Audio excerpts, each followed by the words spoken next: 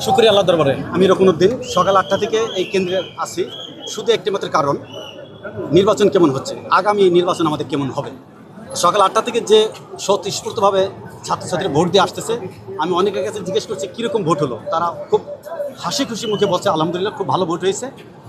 তো নির্বাচনের ফলাফল তারা বলতে পারবে না, বলবো যে ভোট দিছি, নির্বাচনের কথা বলতে পারবো না। তো সকাল 8টা থেকে যে অবস্থা দেখলাম, আইন শৃঙ্খলা বাহিনী এত ভালো কাজ করতেছে এবং জনগণ অত উচ্ছৃঙ্খল না। আইন শৃঙ্খলা বাহিনী যেভাবে জনগণকে বলতেছে সরে যেতে, সরে গেছে।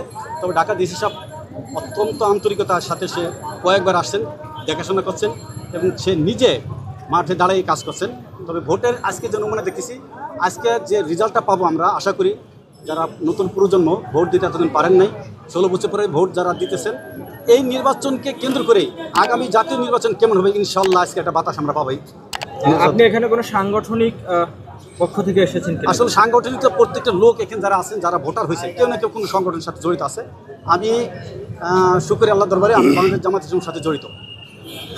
এবং আপনাদের কি মনে হচ্ছে আজকের এই নির্বাচনে লেভেল প্লেইং ফিল্ড সেটা কতটুকু বজায় থাকবে, কতটুকু নিশ্চিতভাবে এটা বজায় রাখতে পারবে?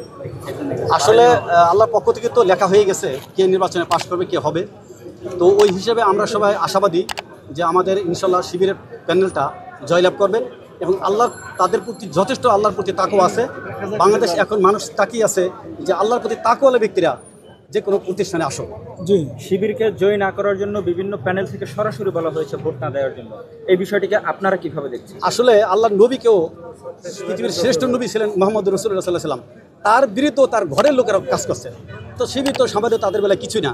এরকম বিপক্ষে থাকবে আপনার যারা দুর্নাম করে, তারা দুর্নাম করেই যাবে, শিবির কাজ শিবির করে যাবে ইনশাআল্লাহ।